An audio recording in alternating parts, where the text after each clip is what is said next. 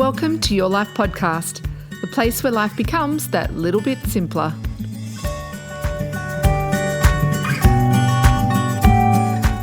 Thank you for joining me on the Your Life Podcast.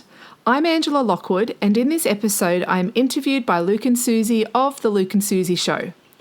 One thing I've always struggled with is turning off the thoughts that are constantly streaming through my mind. Being present and fully in the moment was always a struggle for me.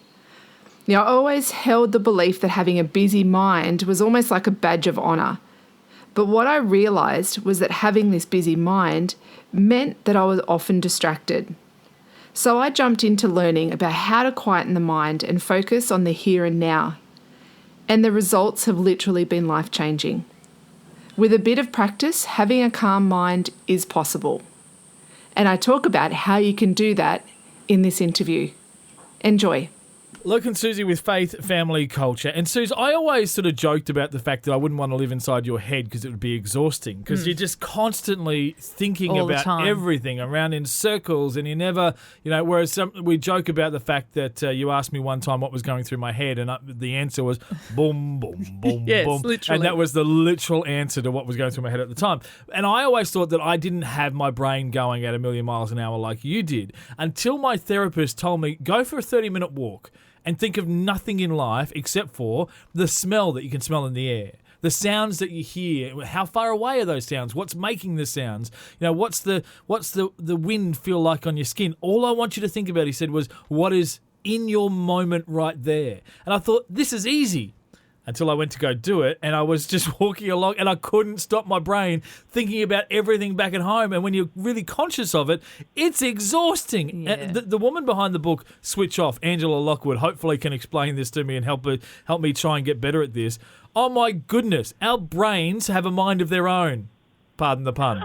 I love that. Our brains do have a mind of its own, and controlling our brains is hard work. And we think that we have complete control over it, and we do, but sometimes it can run off in whole different lots of tangents. And can you remember Homer Simpson with the monkey?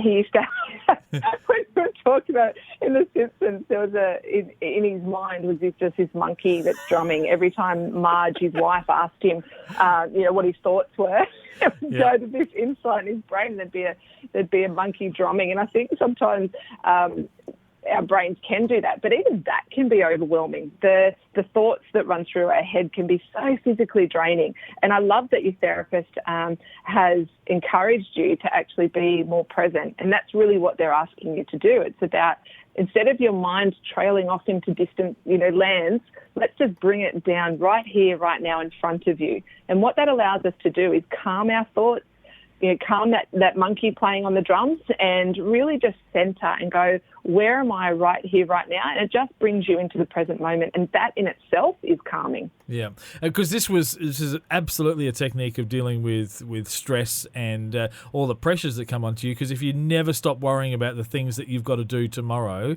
then how on earth are you going to relax today? And just this real advantage of being calm in the midst of facing it. So how do I go about, because I was doing trying to do those techniques, will it just get better? Will I get better at it? Or what are some of the things that we can do to stop the traffic in our head? You'll definitely get better at it the more you practice, and the more walks you go on, the more times you also catch yourself out. So I know for me, sometimes when I'm playing with my children or they're talking to me, my mind will wander off on something else. And it's almost like I have a stopper that comes in and reminds me and goes, oh, get back here. Your child's talking to you. And it's when you can catch yourself out as well, when your mind wanders, it can bring you back really quickly into the moment. So it's not about being perfect all the time. You're not just going to go into this zenned out, beautiful, clear, calm thinker. What you need to do is when your mind does wander is just quickly jump in and go, okay, oh, you're doing it again, come back. And when you can do that, the more often you can do that, it becomes easier and easier, and you'll pick yourself up quicker.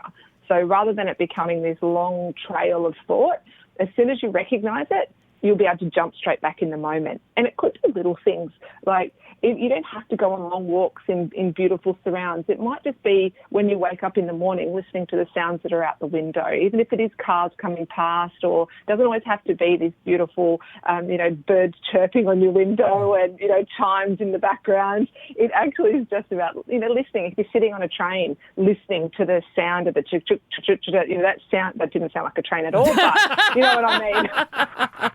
Yeah, she's excellent at helping us switch off. Terrible at sound effects. Yeah, I think people just think to meditate or be calm, you have to be in some retreat up in the mountains. You don't have to be. You can do it wherever you are, and it's just about being present right here, right now.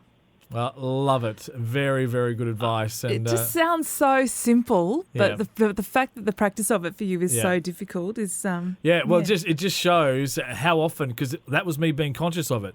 In my regular day, how often is my brain going in those 25,000 different directions, and I don't even realise that that's what it's doing. Yeah. And that is where we get mentally exhausted. So this is an important thing to deal with. Angela Lockwood, the author of Switch Off, thank you so much for your time. Thanks for having me.